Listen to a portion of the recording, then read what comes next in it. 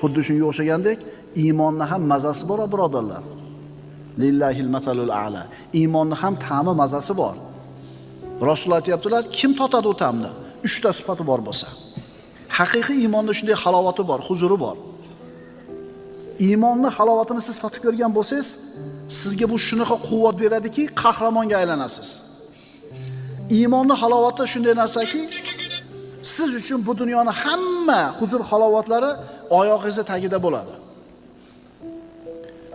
Naq 10 ming dollardan kechib oldi, qo'yli deydi. Siz uchun arzimagan narsa u. Harom. Bu qilgan tijoratingiz harom, undan topgan pulingiz harom deb aytdi domla. Eshitib turib, topilgan pulni kelib chiqishlik tarixini. 10 ming dollar siz shunday berib olasiz bir ehson qatori. Siz uchun oddiy narsa aytdi-ku, agar siz iymonning halovatini totib ko'rgan bo'lsangiz, siz